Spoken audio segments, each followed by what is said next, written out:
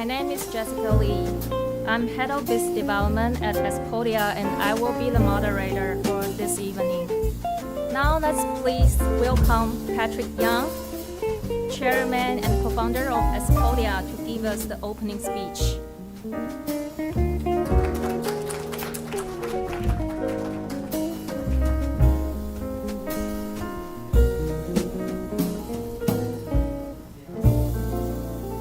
Yang, Chairman of Acepodia.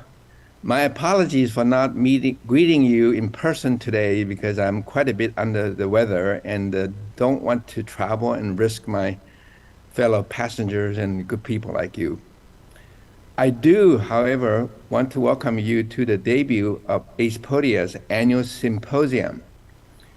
Sonny and I co-founded our company 6 years ago with the Bertozzi, Hsiao click chemistry IPs we licensed from UC Berkeley.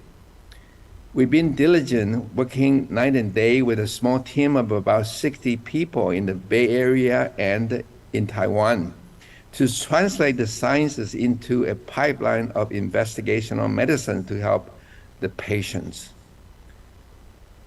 We made some progress, and we took the company public in Taiwan 5 weeks ago and continue our mission working pretty much 24/7. Today, we're launching our annual symposium with Professor Bertozzi and you to discuss the science which is the foundation of our platforms and our company. I appreciate you taking the time to join us and wish you a productive and enjoyable symposium. Thank you. Back to you, Jessica.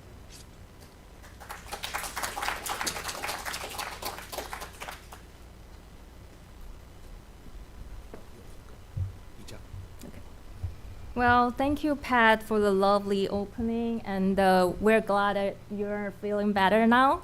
Next, let's please welcome Sonny Hsiao, CEO and co-founder of Acepodia, to give us a talk on how the click chemistry can be sophisticatedly applied on the live cells.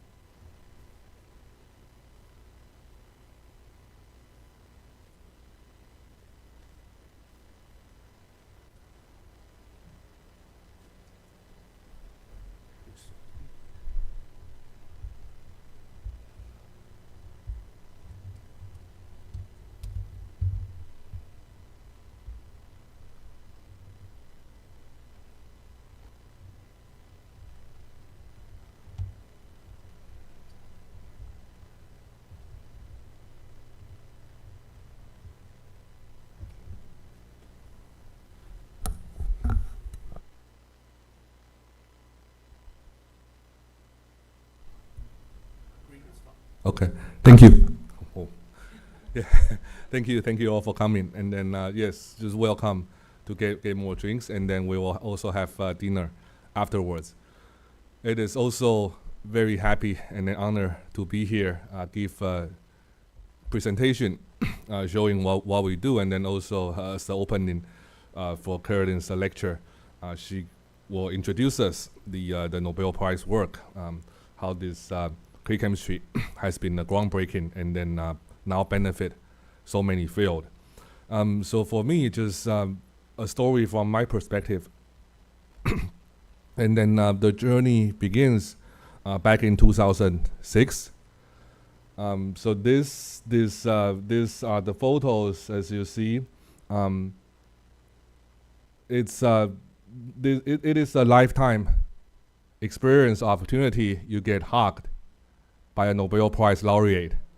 Yeah, so I already had this 12 years ago. today is your chance, okay?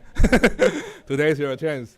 Once in a lifetime, you can get hugged, probably get hugged by the Nobel Prize laureate. So today is your chance. I got it 12 years ago. So I'm very happy and very honored to be part of Bertozzi alumni. We have many other alumni here today join us. So graduation in 2011, and then the picture very right is also Carolyn. We used to have a softball team at UC Berkeley before she moved to Stanford, and then this softball team also has I think it's a very creative name. It's called Slow to React, STR. Kind of in contrast of our click chemistry, which is very fast to react. Our softball team is very slow to react. So I don't think we win much, but it was fun. So so that was the the Berkeley days, and then I want to share the probably some of the words from Carolyn. She's definitely provide us, and especially to me, great leadership, and then a very good role model. And then one words, a couple sentences she said also inspire me, and then take it for a long time. One is when life gives you lemon, you make lemonade.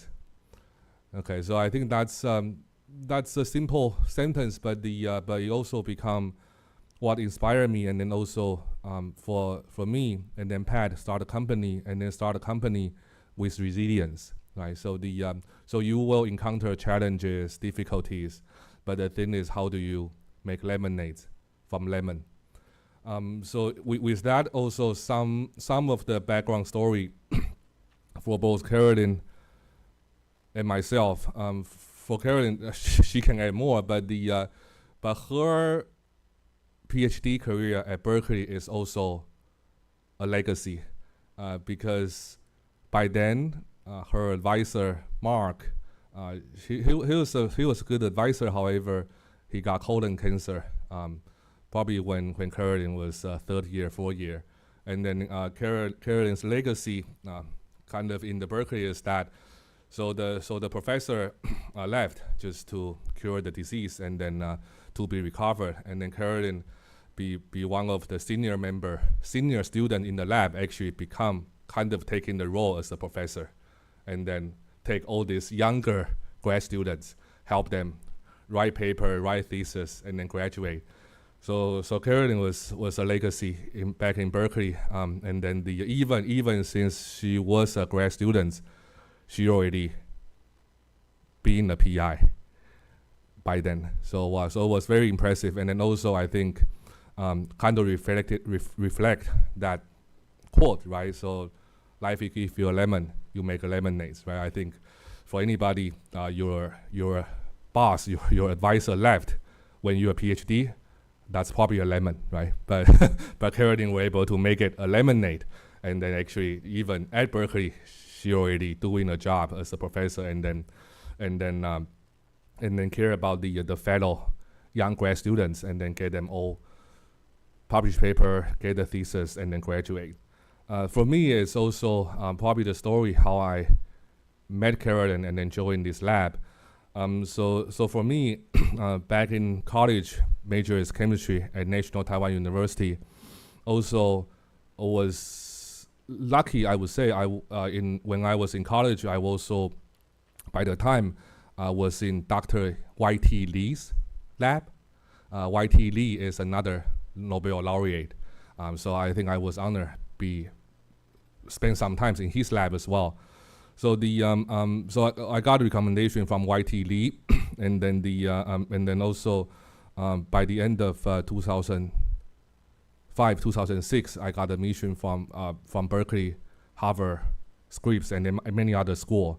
However, when I got admission, I actually served my military service in Navy in Taiwan, but it was not very intense. So I actually have a lot of time reading papers when I'm in Navy. So by reading all this paper, that time I found I got admission, and then I have much time reading the paper, and then I still remember even just in Navy. So Carolyn's research actually interests me the most. By then I already read the Staudinger ligation. Probably you will learn from the following presentation. I think what Carolyn do just it's groundbreaking, and then this it's all ideas that people can understand, but if you be the first who invented it, I think it's very, very challenging and difficult. Be the first actually coming up this idea. So many of this Carolyn have come up. Staudinger ligation become the one of the first bioorthogonal chemistry. Following that, all the bioorthogonal chemistry, and then later on this the Longmore type of research. All these are very, very innovative and groundbreaking. And then the so my story coming back as the when I actually get to Berkeley, and then I want to have Carolyn be my advisor. However, it was very competitive. So a couple of the folks here, such as Andy Shea, and then and then those prospective students, they already the students in the US, they already visit the lab in April or March, kind of already secured the spot. So as a foreign student, it is more difficult. That's the lemon for me. So I need to. But I think the good thing I do is that I be very persistent. I put the sentence here. I be very persistent. Really want to join Carolyn's lab, and then also as always, and then Carolyn's leadership just really care about all the students she have, and then also give them the idea and then the direction so that we can all develop. So I still really want to join the lab. However, all the spot has been secured or taken. But in the end, Carolyn still helped me find a spot I can be part of the Bertozzi folks. In that there is a project that actually collaborate from 4 labs: Carolyn's lab, Matt Francis, Rich Mathis, and then Jay Groves. So so there was this funding actually not from NIH, but from DOE, and then so I were able to become a joint student between Carolyn Bertozzi's lab and then also Matt Francis' lab, and then also because of this, I were able to working on what become Acepodia's backbone, using the click chemistry or bioorthogonal chemistry to modify live cells. So that's a lemon because the foreign students and then still doing the Navy since I couldn't visit earlier. However, the lemonade is that I actually get into this project, which I get in love with, have much patience doing this, and then it also become the technology of Acepodia. So with this, we take all this forward, and then Acepodia officially founded together with Dr. Pat Yan. You saw Pat as well, and then Pat is really the guru of CMC production of the drug. Many of the famous drugs were produced under his wing, including Herceptin, Rituxan, Aventis, and then all this. Sorry, not Aventis, Avastin, Lucentis, and then all this famous antibody drug. So as spin off from the Bertozzi lab, although the patent has my name and then Carolyn's name, however, it belongs to UC Berkeley. So Acepodia then get an exclusive license of this patent from UC Berkeley to form the company. We have 2 main platform. Today I hope to introduce you a bit of what we do. One is we call antibody-cell conjugation. So it is apply the bioorthogonal click chemistry to arm the cells with antibodies. And then the other one is our gamma delta T platform. Today, again, I just briefly introduce you what we want to do and then what we want to solve, what solution we're trying to provide. So the immunotherapy, mainly PD-1, PD-L1, today is already more than a decade. And then the resistance or the relapsed patient from PD-1, PD-L1, now the mechanism also quite well studied. Mainly there are two mechanisms, two type of patients, they are resistant to PD-1, PD-L1. One is that their T cells are exhausted. Although PD-1, PD-L1, they release the brake, they block the PD-1, PD-L1 interaction, release the brake, and then have the T cell activated. However, if patient's T cells is already growing old and exhausted, the PD-1, PD-L1 will not function. The other mechanism is what we called cold tumor. So even if you're releasing the brake, however, if the T cells cannot recognize tumor cells, then still even the PD-1, PD-L1 has been used, those patients will still not have response. So with these two challenges, we have individual platform to address those two challenges. The T cell exhaustion, the method we take is that we are giving the patient robust T cells, and then those allogenic T cells will be generated from young and healthy donor. So that's one platform Acepodia have. And then the second is that the T cell cannot recognize tumor cells. So to provide a solution to that, what we do is use click chemistry to click a warhead, which is an antibody that can target and then recognize tumor cells to the T cells, so that now with this antibody arming, they can recognize tumor cells to overcome this resistant mechanism. And then these slides, I probably gonna spend more time and then also speak a bit slowly, because this is, I think, the beauty of click chemistry or bioorthogonal chemistry, and then how we can do it. So click chemistry is a chemistry that's very reliable and reproducible. So it's like two arms. So you put one arm on one molecule, the other arm on another molecule, and then they holding hands. When they hold hands, these two molecules will get conjugated. And then it's very efficient, reliable, reproducible, and then very versatile, meaning that in different environment, those chemistry can work. In our case, it's aqueous, right? So it's aqueous solution. Even in the aqueous condition, the click chemistry will still work. So what we did is to get this get the antibody we're trying to hook up to the cell surface receptor, and then this is potentially a type of a cell engager that can be covalently linked to the receptor. I probably just elaborate a bit more. So nowadays we have covalent inhibitor, such as ibrutinib. So those inhibitor covalently bind to receptors, make them very strong to inhibit the function of an enzyme.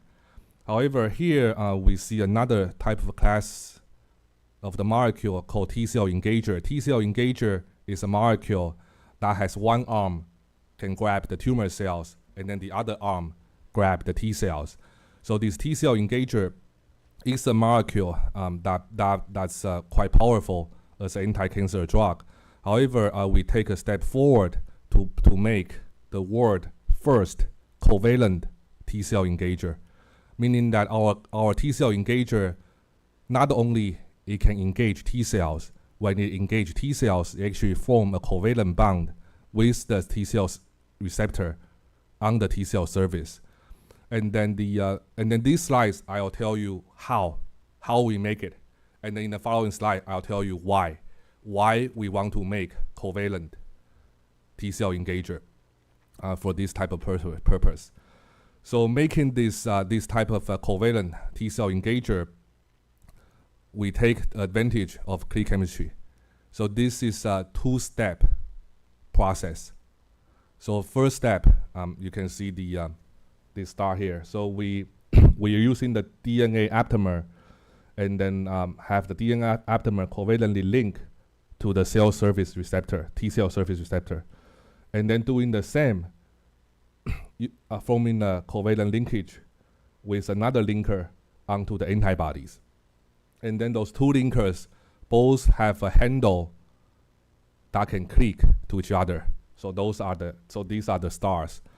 So when we do this two-step, we put a handle on the antibody covalently. We put another handle on the cell surface receptor covalently. And then when we mix them, they can click and then form the final product we want. And then why it needs click chemistry? Because click chemistry here, the power of click chemistry from my point of view is that it's very powerful when you want to conjugate two similar molecules. And then in our case, these are two similar molecules. We want to conjugate the antibody, which is made of a protein, to a cell surface receptor, which is also a protein. So those two actually are very similar molecule by their composition. And then using the traditional conjugation, it will not work. Why it will not work? Because if I made the engager first and then have this, and then using the, for example, lysine chemistry, want to conjugate this engager to the lysine residue on the T cell surface, it will not work because it will actually conjugate to another T cell engager molecule first. So because this is the illustration, but in reality, we have many trillions of antibody. We have trillions of cells, and then they interact with each other. So click chemistry, the beauty of this is like the beauty is this. So we can do the reactive reactions separately. We do the lysine chemistry on the antibody first. We're doing the lysine chemistry together with the antibody affinity on the T cell receptor, doing them separately, and then using click chemistry to click them together. So that's why we can form potentially the world's first covalent T cell engager. So the click chemistry have all different type. So the company, if taking a broad definition of click chemistry, the DNA duplex being one of them, and then there are others in the arsenal such as TCO, tetrazine, and then potentially others. I think that I will leave to Carolyn's presentation. And then the other half of the equation is our gamma delta T cells. And then our gamma delta T cells, we're using these cells as allogenic off-the-shelf cell product. So those gamma delta T cells will be donated from young and healthy donor, and then we can expand them, make a large quantity, and then also good quality, and then use them as effector cells. So those gamma delta T cells we use have the characteristic. One is here is the tumor homing. Our gamma delta T cells highly express CXCR3. It's a homing marker, meaning that the gamma delta T cells express this CXCR3 protein. They can find tumor cells through chemotaxis. So this is one strength or uniqueness of our gamma delta T cells. And then another is more of a general aspect of gamma delta T cells. So why we use these gamma delta T cells is because these T cells does not cause graft versus host disease, GVHD. And then it is because this type of T cells, when we were newborn, from embryo to newborn, all of our T cells are gamma delta T cells. And then when we grow old, 90% transform to alpha beta T cells. So those gamma delta T cells, they don't reject or don't causing the GVHD because, as you can imagine, they don't reject mother cells. So this is designed by nature. Those type of T cells are very good for the allogenic use because that's how we defend ourselves. That's our army when we were newborn. So they don't reject mother cells, they don't cause the GVHD. So as long as we can make these type of cells in a very high purity, we can use them in an allogenic setting. So this is the whole process, how we make our product. So again, first, we get the white blood cells from a young and healthy donor, and then we were able to expand the gamma delta T cell population more than 10,000 fold. So from one single donor donate one leukopak, we can generate 1 trillion cells. So in other words, from one donor donate once, we can generate about 1,000 doses of these gamma delta T cells. So that become a large scale manufacture. And then after we generate the gamma delta T cells, then we're using the ACC, the click chemistry I described, and then click the antibody, anti-tumor antibody onto those gamma delta T cells. Fill finish and then cryopreserve, freeze them in liquid nitrogen and then send to the hospital. So this is how we make our ACC product. So ACC together with the gamma delta T cells and then make the final product in order to address the potential resistance of PD-1, PD-L1 immunotherapy. Sorry, I have this. Okay. And then here, I think also, as I mentioned, I told you how we make a covalent T-cell engager, one of the first in the world. And then now is why we want to make a covalent T-cell engager. Why don't we just use the regular T-cell engager? They can also bind to the T cells. And then the reason is here. So this A company is, or we can share the name, is a company called Affimed. So Affimed, this company, they are using the engager and then mix the immune cells with this engager. So no covalent bonding, just mix the NK cell engager with the immune cells. And then what they found is that this being quite powerful. So have the engager hook up to the cells, again, it potentially address the two resistant mechanism of PD-1, PD-L1. And then I'll probably just leave a bit. And then as a result, we see here, so Affimed actually did a good research. So then, if they only use engager,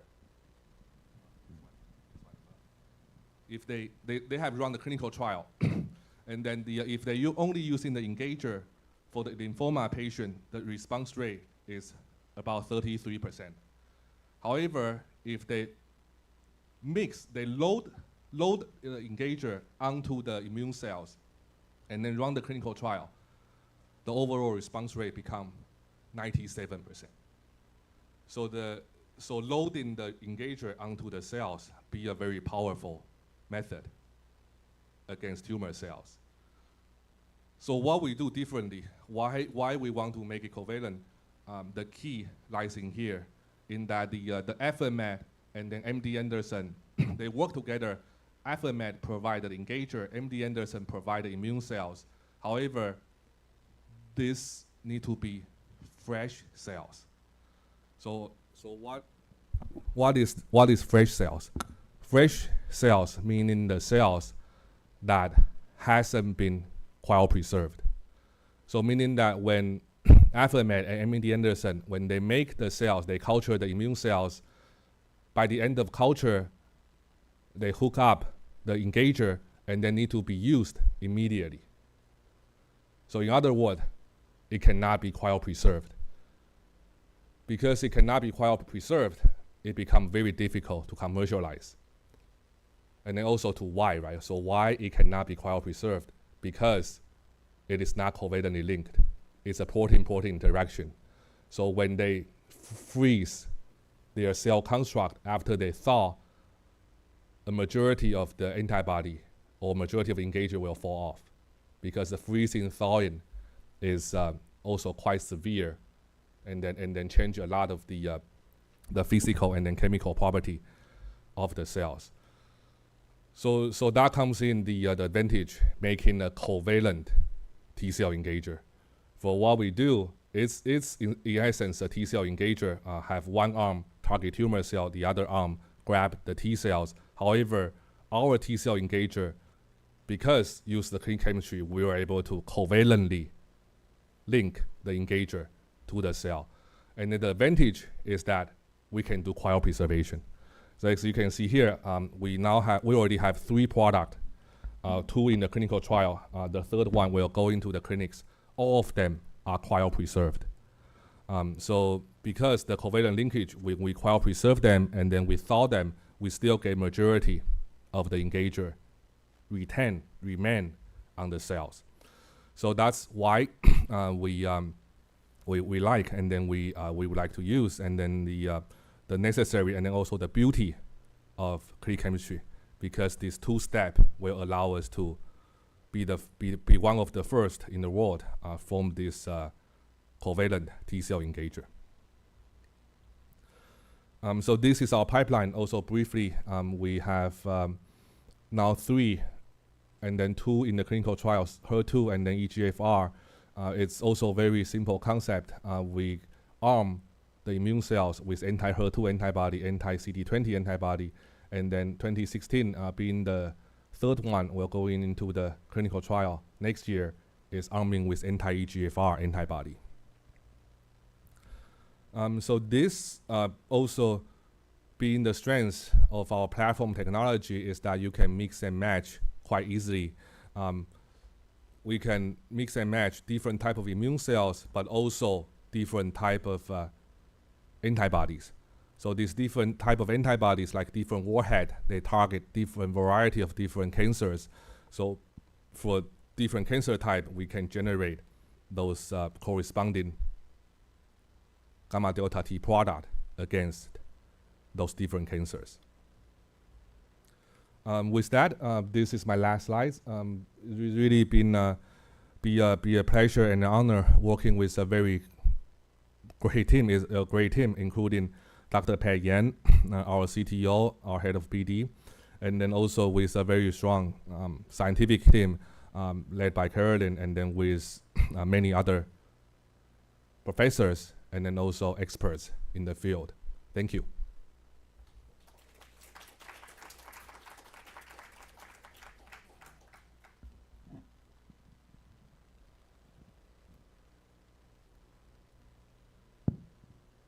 Okay, thank you, Sonny, for the amazing talk. And yeah, it's only been 9 months since I joined, and yeah, I really have to say, like Sonny and the whole team keep just like throwing me all those like amazing ideas and data, like keep like surprise me. I really enjoy the journey, and I'm really like looking forward to the exciting journey ahead with Sonny and the team. We'll now have a 10 minutes break, and after the break, we will have Dr. Carolyn Bertozzi joining us to talk about click chemistry from basic science to clinical translation. Thank you.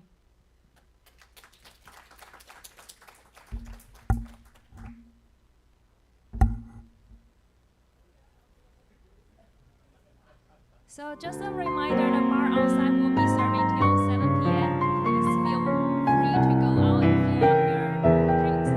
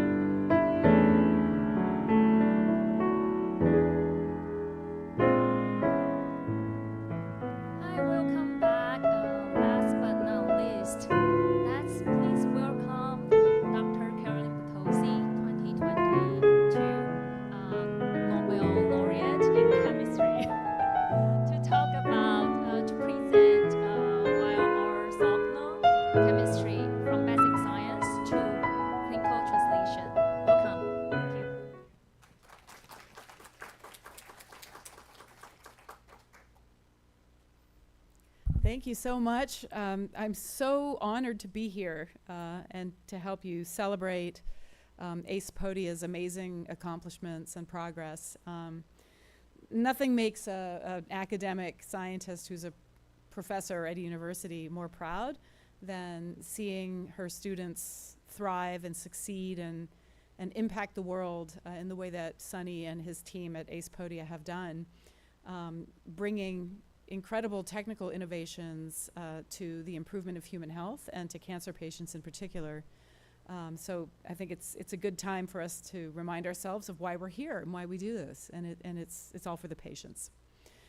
For me, it's kind of an extra dream come true because when my lab first launched at UC Berkeley back in 1996, we had the dream that we could develop chemical technologies that would move the needle on human health. But as it is so often in the early stages of basic science, you really don't know what the impact of the science will be and whether you'll actually get to see that impact in your own lifetime. I mean, most scientists actually never get to see the true impact of their work in their lifetime. And because of what Sonny has done with this team of amazing scientists and investors and partners, has really brought my dream to life. So for that, I owe you a great debt of gratitude. With that, today we're celebrating Acepodia, and I thought I could do honor to the company by giving you the historical perspective. So Sonny, gave a high-level overview of the technology that is baked into the ACC platform. And now I'm going to turn the clock back and give you the historical view of how bioorthogonal chemistry and also click chemistry, which are very related terms, how these concepts came to life in the first place. And for me, it really started with my experience in my training years. So I did my PhD also at Berkeley, a generation before Sonny and his classmates who are here with us today. And I was an organic chemist of a more kind of conventional variety.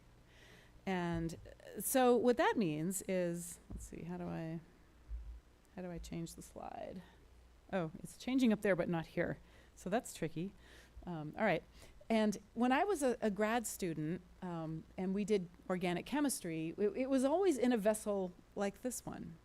And this is the round bottom flask. How many people in the room have actually used the round bottom flask? Oh, we have quite a few chemists here. Okay. And this is a device that was invented in order to give chemists full control over every parameter of their chemical reaction. And so what that means is that the chemist who's performing this reaction controls the concentrations of the reagents. They control the solvent the reagents are dissolved in. They control the atmosphere above that solvent, which can be used to exclude water, moisture, or oxygen, which might interfere with certain chemical reactions. They control the temperature. They can heat up the reaction to make it go faster. They can cool it down to make it go slower and avoid unwanted side reactions. And having all of that control allows chemists to perform literally thousands of different bond-forming reactions that we use to build very complex molecules. And when I entered the field of organic chemistry, and for me, I hate to admit it, but my first year of graduate school was 1988. Okay, it's a while ago. Having that kind of control allowed us to make complicated molecules over many steps. But the more I learned about biology, and for me, my first real exposure was during my postdoc. So I did a postdoctoral fellowship at UCSF in the medical center. This is before the Mission Bay campus existed. So I was in Parnassus, which is the opposite side of the city. And I worked in an immunology lab. And now this takes us to the early 1990s. And I became interested in molecular imaging of molecules in live cells and live organisms. And in the 1990s, there was a bit of a renaissance in molecular imaging technology with the advent of tools like genetically encoded fluorescent proteins. The green fluorescent protein, for example, which earned Roger Chen and others the Nobel Prize themselves back then. And so images like these were becoming very mainstream, where a person would genetically fuse a protein of interest to the green fluorescent protein and then image that protein in the living cell or even in the living organism. And that was, to me, an amazing display of chemistry at its core as a tool to elucidate complex biological processes. And I couldn't help but wonder, what if you could actually do chemical reactions in these live cells to attach imaging probes to molecules that were not genetically encoded? And that thought was planted in my head. And so it seemed to me that having chemistries that you could perform in these very uncontrolled reaction vessels could be very powerful, especially for molecular imaging. And wouldn't it be cool if you could not only do those chemistries in the live cell, what if you could do them in the laboratory animal? For example, what if you could do those chemistries, and now I'm trying to get the slide to go. How do I do it? Oh, there we go. No? It's funny, the slides are switching here, but nothing is happening up there. Can you help with that?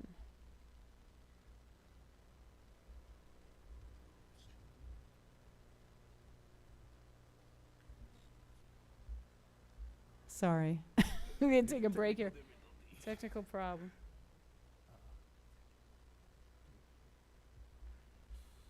I'm a Mac person. I don't know I don't know PCs. All right. Should we escape out of it? Resume slideshow. Oh, there we go. All right. Yay. It's a whole lot of work just to get a mouse and a zebrafish to appear. But if you could do chemistry in the cell, maybe you could also do chemistry in the laboratory animal to study biological processes in their, more authentic biological settings. And if that could happen, what if you could actually do chemistry inside the body of a human being? And what kind of interesting opportunities in medicine or diagnostics could you create if you had chemistries that could be performed in these very uncontrolled reaction vessels? So that was what was going through my mind. And I joined the Berkeley faculty. That now takes me up to 1996. And it was within a few years of launching my own independent lab that we coined this term bioorthogonal chemistry. And the dream was that we could invent chemical reactions that had this quality where they neither interacted with nor interfered with a biological system. And one way to think about that is, if you take inventory of all of the chemistry in a biological system, and just you could pick your own body as a starting point. There's a lot of chemicals in your body, so there's a pretty big galaxy of chemical space in your body, but it's not infinite. There's a boundary around it. And we thought maybe elsewhere in the universe of chemical reactivity, we could find chemical reactions between components that were not found in nature, but that would have orthogonal reactivities with each other. And it was the exploration of this bioorthogonal reactivity space that really occupied, I would say, the first decade of research in my lab, leading up to the point where Sonny arrived as a graduate student in 2006. Now, chemists, especially chemists who like to straddle the interface between chemistry and biology, often find that we can be inspired to invent new technologies by the problems that biologists can't solve on their own, all right? And this then brings me to another parallel interest of mine, which started during my PhD years and really blossomed when I was a postdoc. And that was an interest in the field of glycobiology. So I learned in grad school, in fact, that all of our cells are coated in complex carbohydrates, and nowadays we call them glycans. And even when I was in grad school, there were several decades of literature that correlated changes in the structures of cell surface sugars with diseases like cancer. And quite specifically, people had noticed over, again, many decades, that a particular sugar called sialic acid changes in its abundance and in the nature of what it's connected to in the setting of a tumor. So healthy cells will have a certain pattern of glycans that have that sugar sialic acid. And I like to think of the healthy cells as having a well-manicured garden of these sialoglycans. But then when tumors form, there's a change where the sialoglycan garden turns into a big tropical jungle.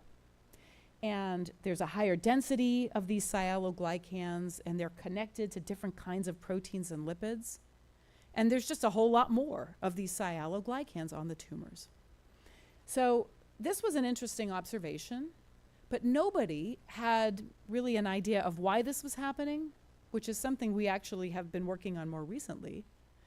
And also, nobody really knew whether this was a difference between tumors and healthy tissue that one might be able to exploit, either for drug delivery or for molecular imaging, for detection and diagnosis of cancer. So in reading papers on this subject, I thought it would be really interesting if a person could develop a technique for molecular imaging of sialic acid. Because if there's more sialic acid on these tumors, and you could find a way to image that sugar, maybe you could detect the tumors in human patients through MRI or PET imaging and so on. So that was what was going on in my mind. Now, one interesting experience I had during my postdoc, and I think many of us practicing scientists have had these experiences, is you never know where inspiration will come from. Right? You never know what encounter you might have that catalyzes a new idea. And that's why we go to conferences and we travel and we try to meet up with other scientists and share our ideas, because you never know what encounter could potentially change your life. And for me, I had a life-changing encounter during my postdoc years with this gentleman, Dr. Werner Reuter, who unfortunately passed away back in 2016, but he was a very famous German biochemist who worked on the biosynthesis of sialoglycans. And how I met him was so random, it's almost scary, okay? So what happened was my postdoc advisor had agreed to give a talk at a strange boutique conference in Southampton, England. And it was the conference of the Joint Anatomical Societies of Germany and Ireland, which doesn't even exist anymore, okay? And as the date was approaching, he realized that he really did not want to go to this conference, and he regretted having accepted the invitation to speak. And so he decided he would offload that commitment to one of his postdocs. So he asked us in a group meeting, would anyone like to take my place and give a talk at this weird meeting in England? And my hand went up first because I thought, hey, I've never been to England. It was a free trip to Europe. And all I had to do was give a 15-minute talk, okay? But when I was at this conference feeling very out of place and wishing I had not agreed to go, to be quite honest, there was Werner Reuter there giving his own presentation, and he talked about his observation that you could feed cells chemically altered precursors of sialic acid, which were analogs of another sugar called N-acetylminosamine. Now, N-acetylminosamine normally has an acetyl group at this pink position, so the R group would be a methyl group. And he found that when you feed this derivative where the R group has been very conservatively expanded to an ethyl group, a propyl group, or a butyl group, these are simple one-carbon extensions of the side chain, that all of the enzymes in the cell, and there are about 6 enzymes involved here, would transform this chemically altered precursor into the corresponding sialic acid. And if you waited a few hours, you would start to see these altered sialic acids on cell surface sialoglycans. You feed a cell this, the cell decorates itself with this, and whatever is in this position just comes along for the ride. And when I saw his talk, I immediately had an idea for how to image sialic acids based on this phenomenon.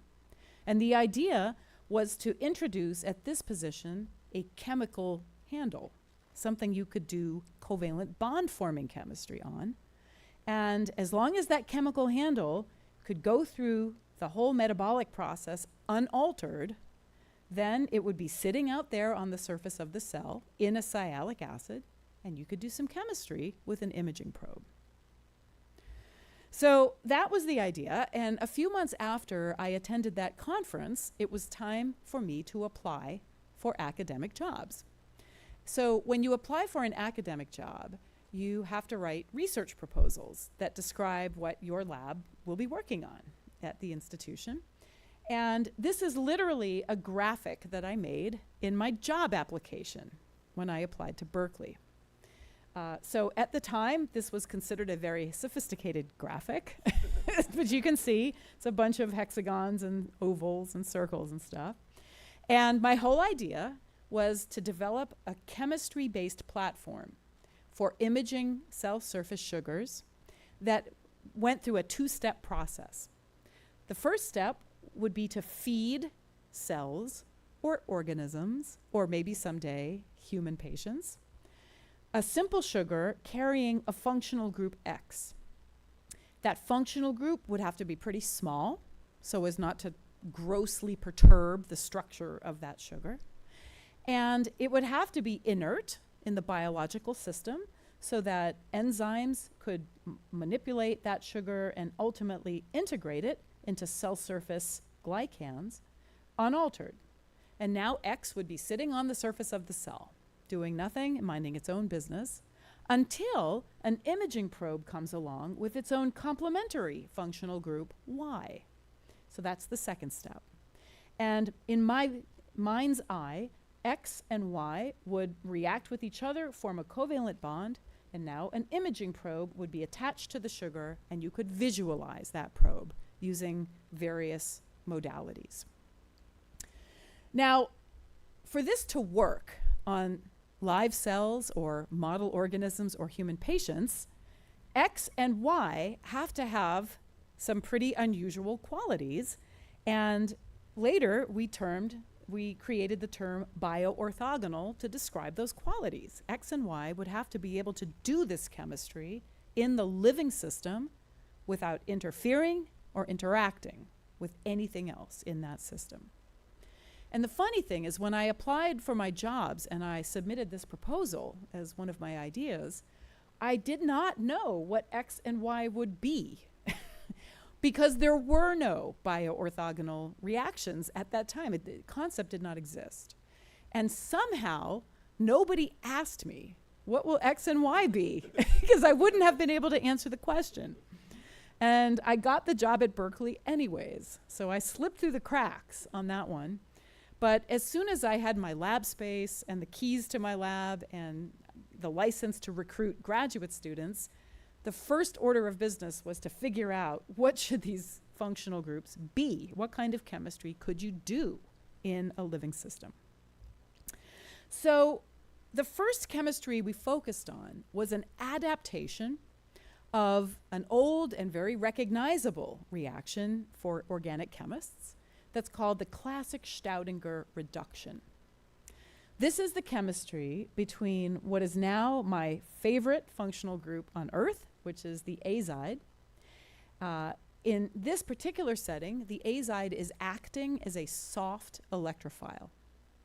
And it reacts with soft nucleophiles, such as triphenylphosphine.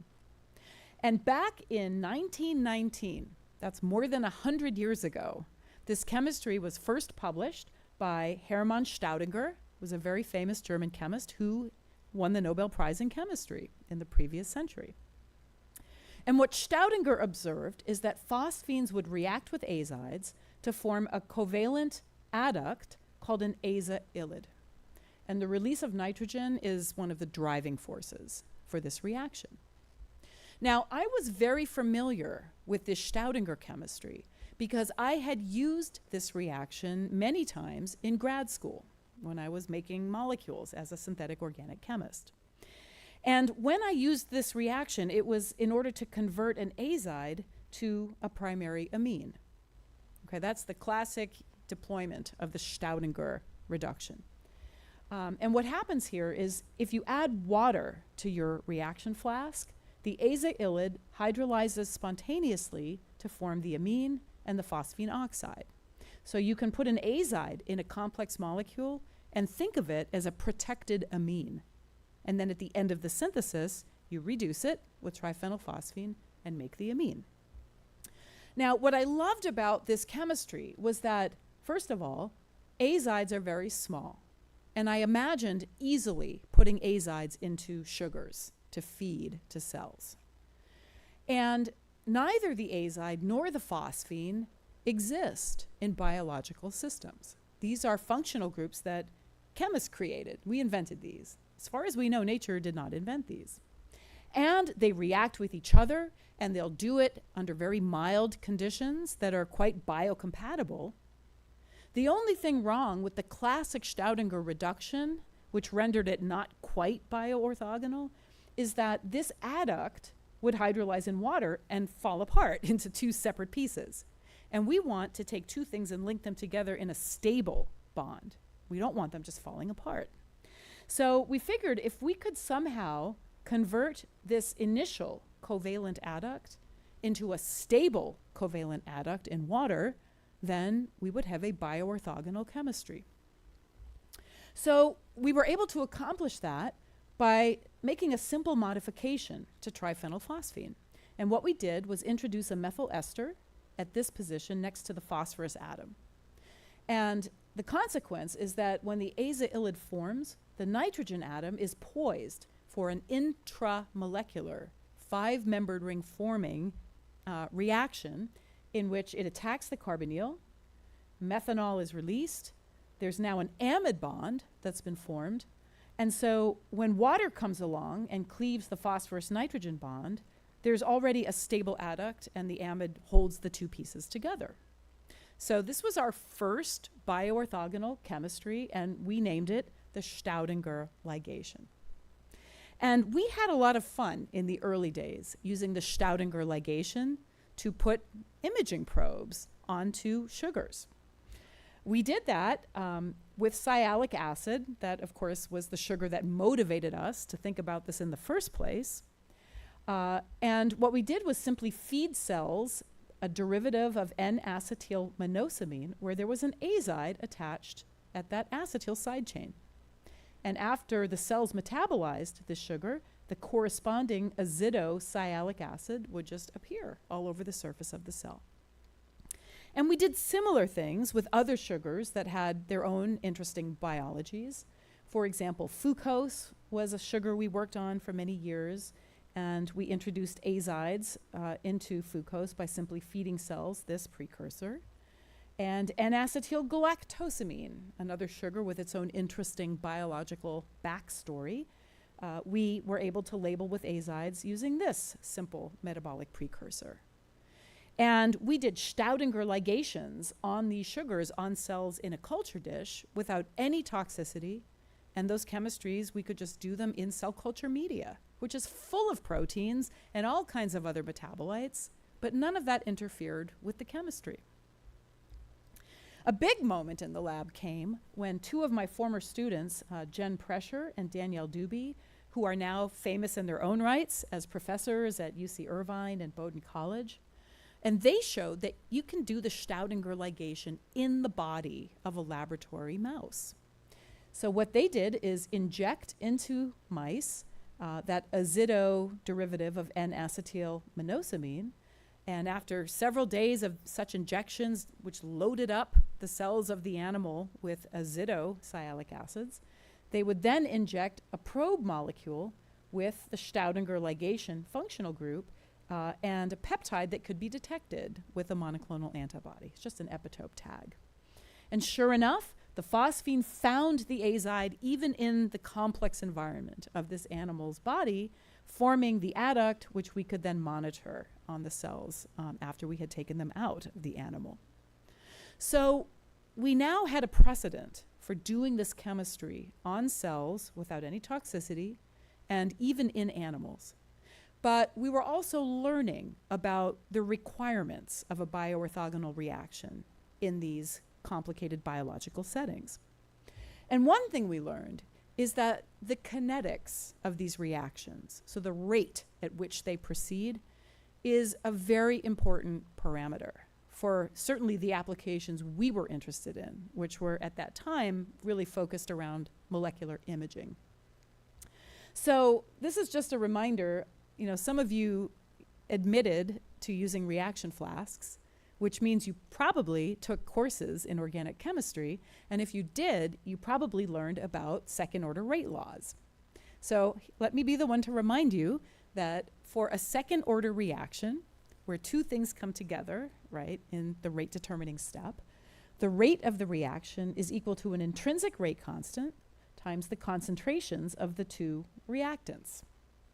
Now, in the round-bottom flask, you control these concentration terms. You can use very concentrated reagents to make the rate go faster.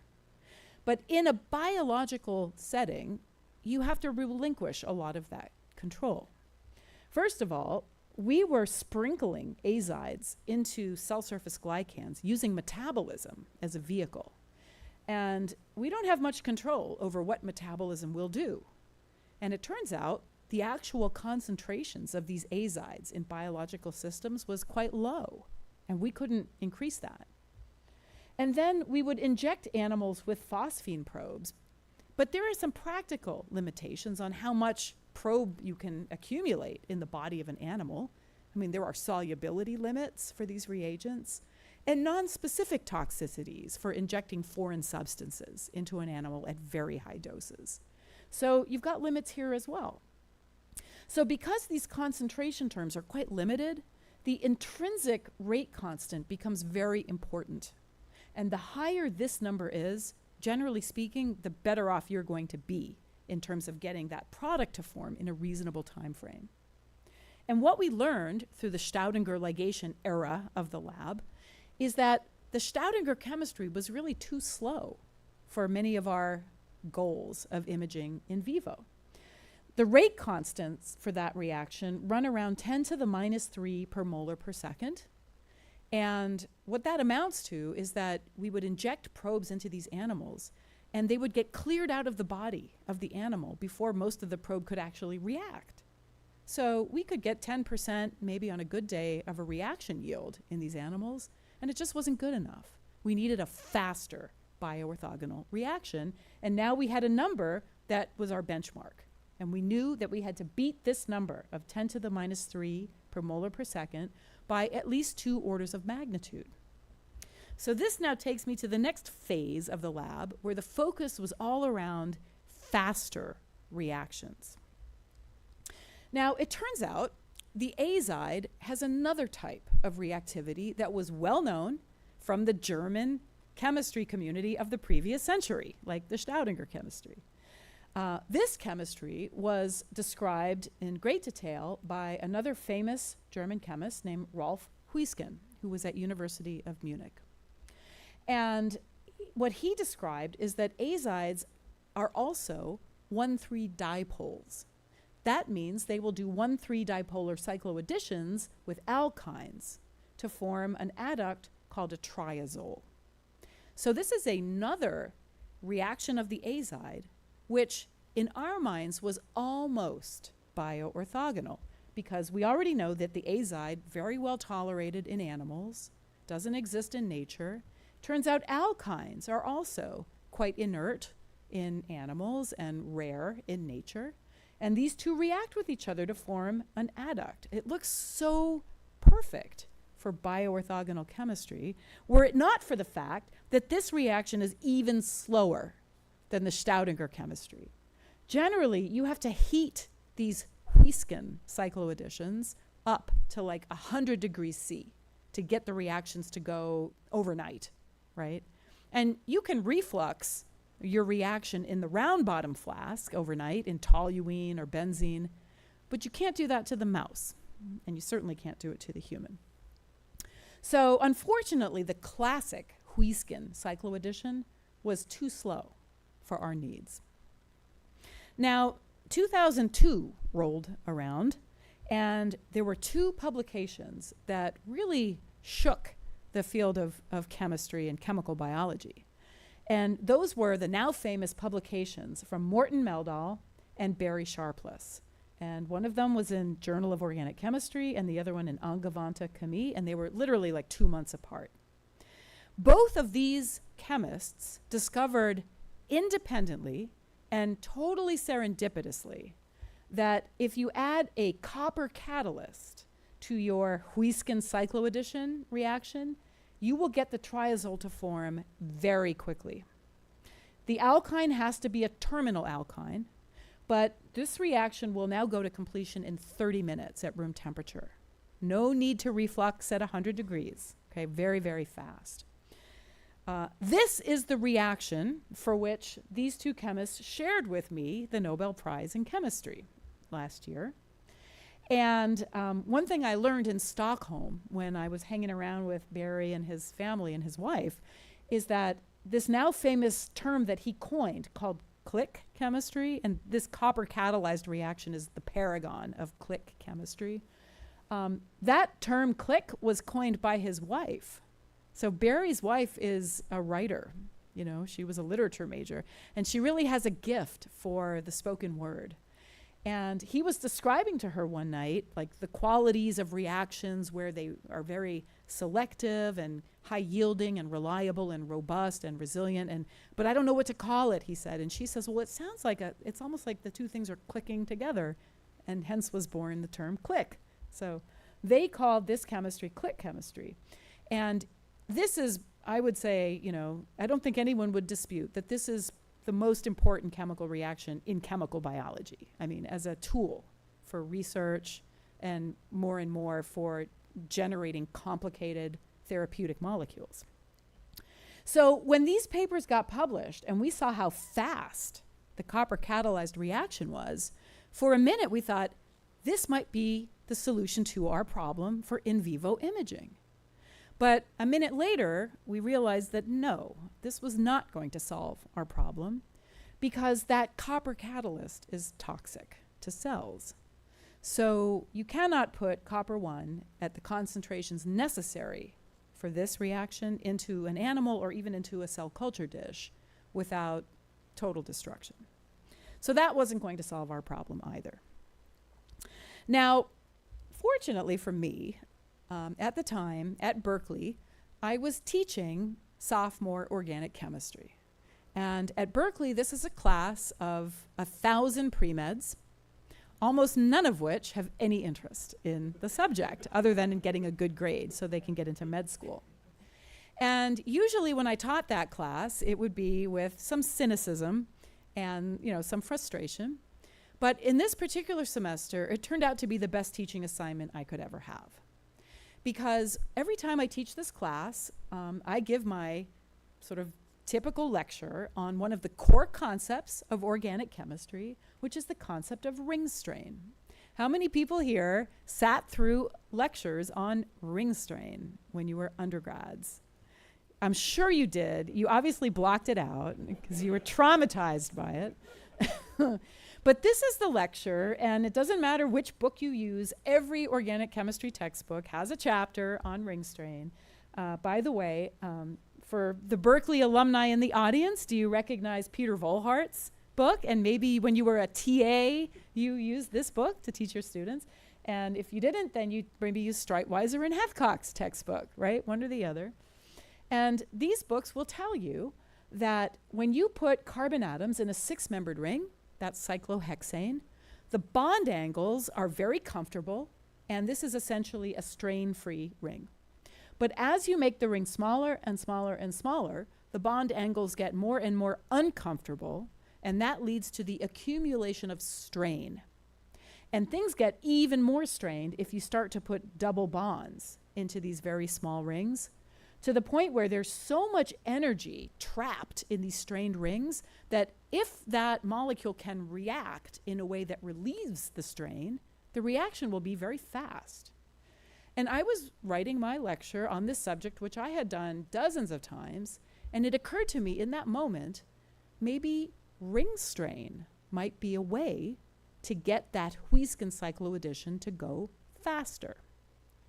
So after I taught my class, I went and talked to one of my grad students, and I said, can you just go to the library, which we had to do back then because the internet wasn't quite what it is today, and see if you can find any precedent for a Huisken cycloaddition with an alkyne where the alkyne was in a strained system. And lo and behold, my student, whose name was Nick Agard, found this 1961 publication in German in a journal called Chemische Bericht, published by the great Professor Georg Wittig, another German chemist with a Nobel Prize in chemistry. And in this paper, what Wittig and his coworker had done was to look at the reactivity of this unusual 8-membered ring structure where there's an alkyne in the ring. And a chemist will take one look at this structure and feel very uncomfortable because you know that alkynes really like to be linear.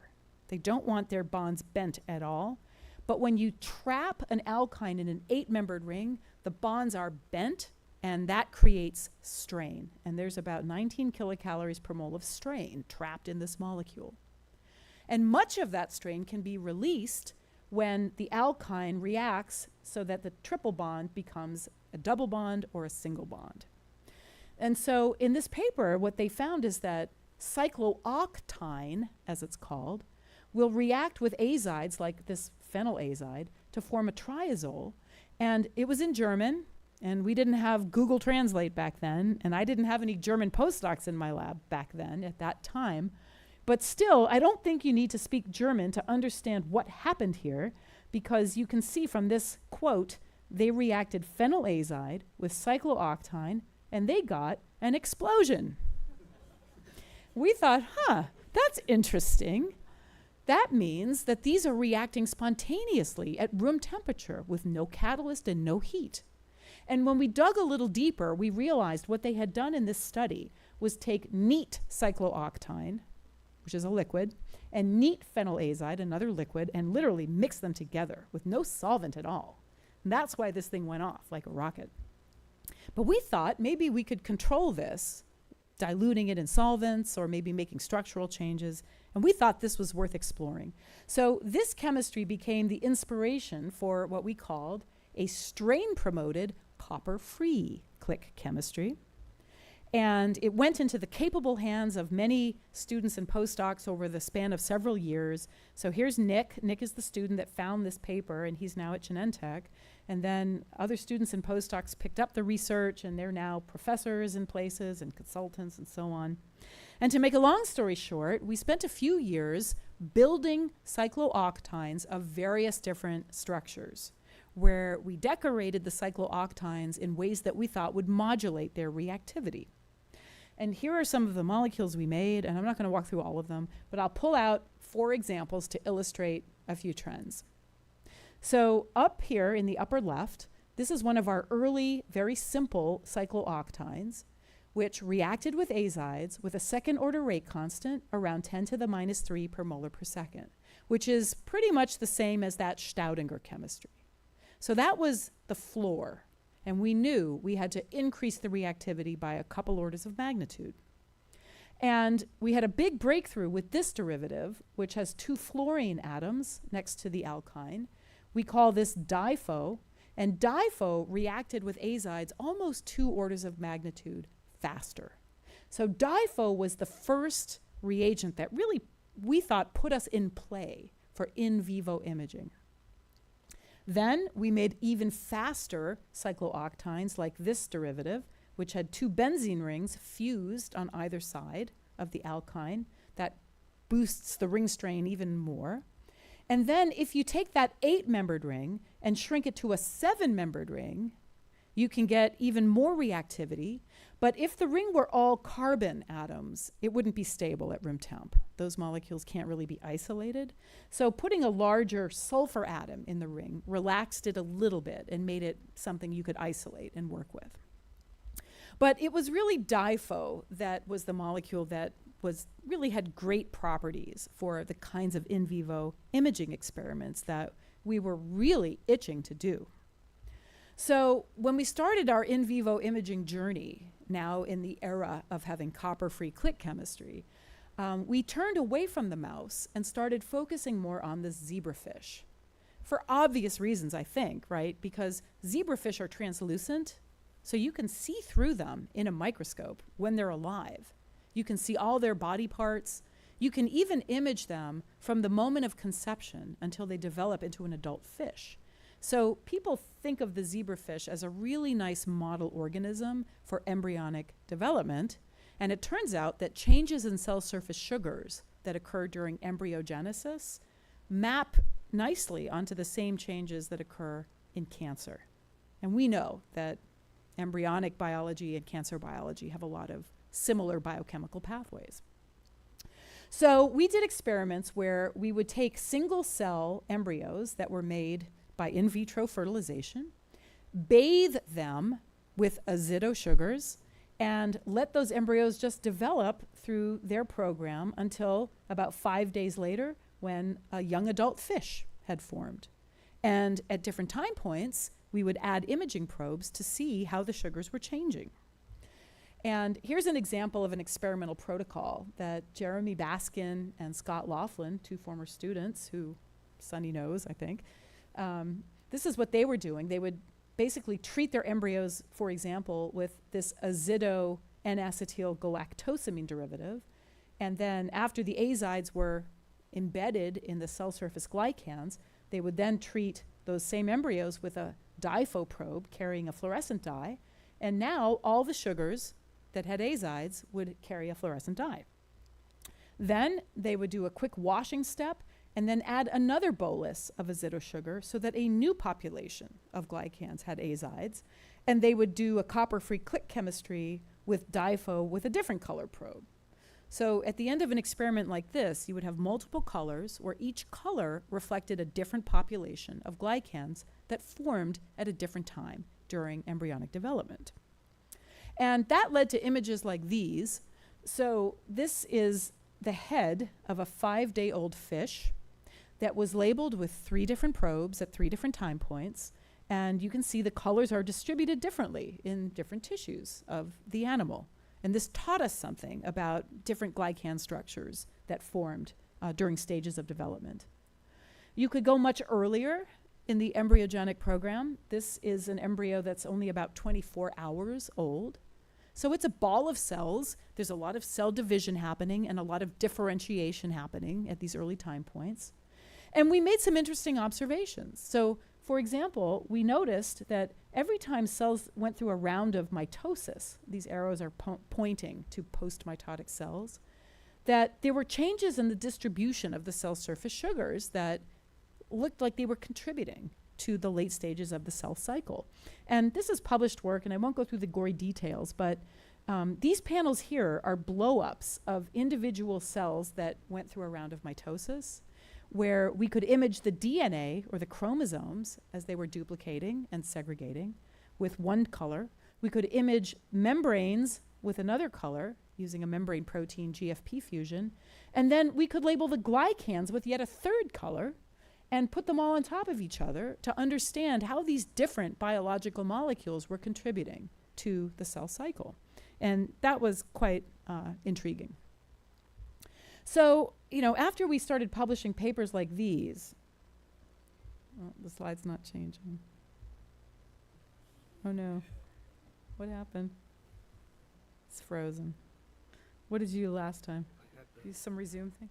I had the same problem over there too. Okay. Yeah. Just, now does it work? Yay, okay, thank you. Excellent. once we started publishing papers like these, I think it was, just a pretty, small intellectual leap for people to realize that you could do this bioorthogonal labeling and click chemistry on lots of different kinds of biological molecules with applications far outside of glycoscience.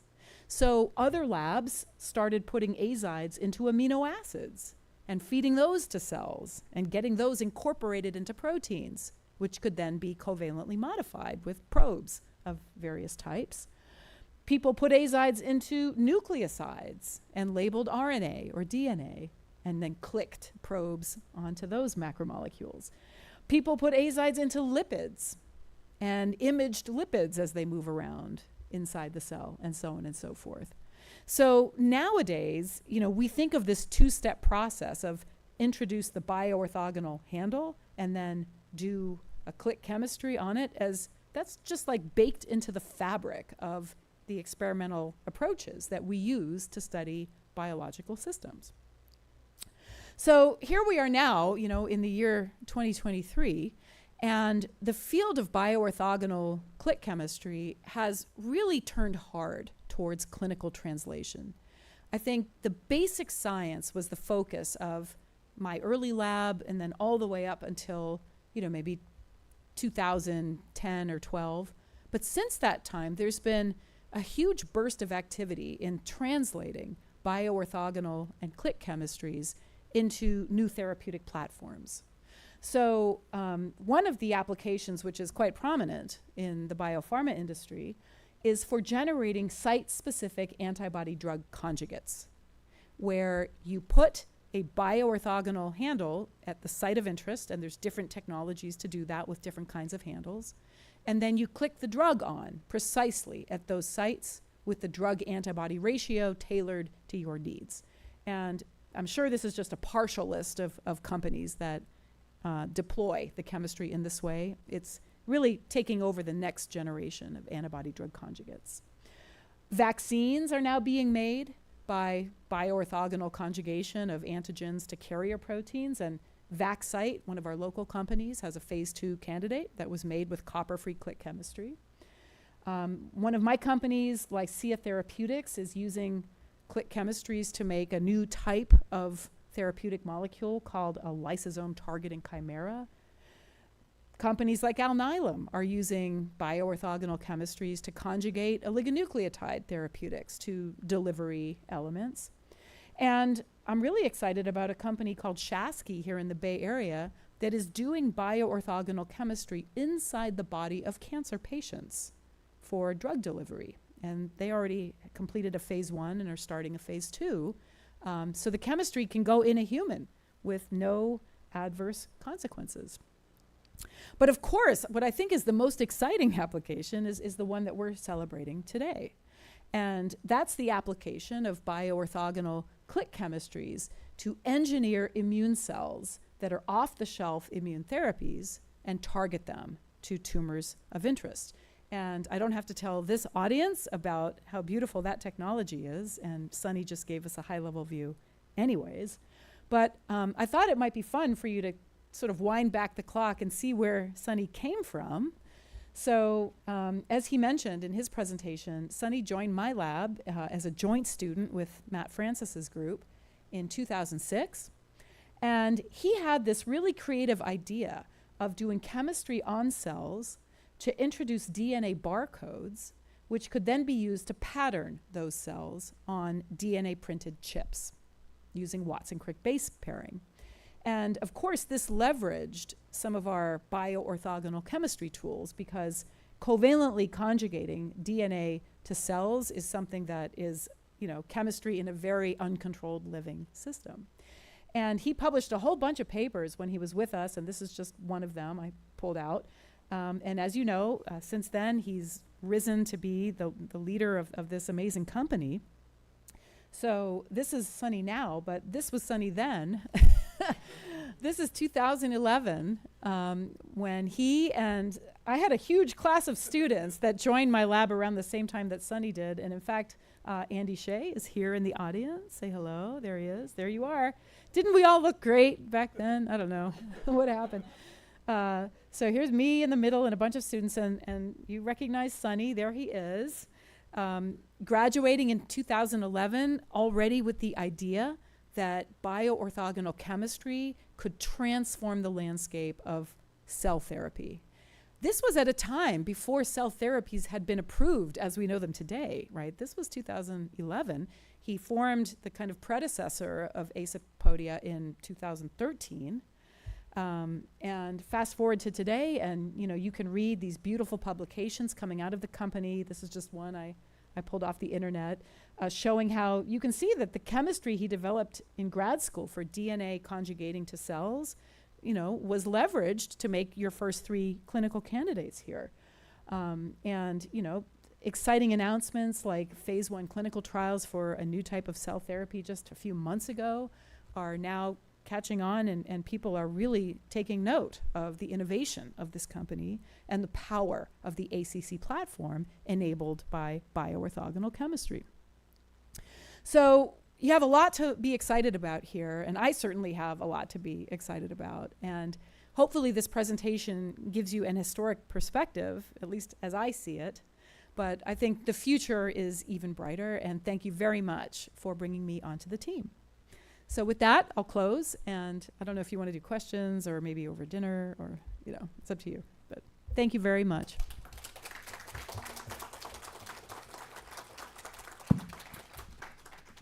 Thank you, Dr. Bertozzi, and I really appreciate that's amazing talk. I have to admit that I didn't do very well in my chemistry.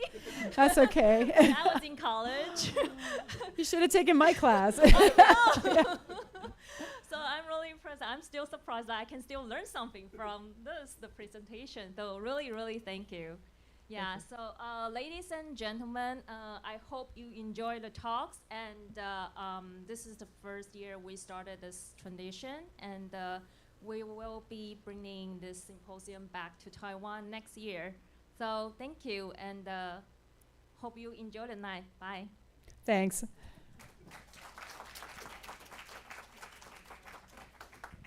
So now we have our buffet dinner station outside, so please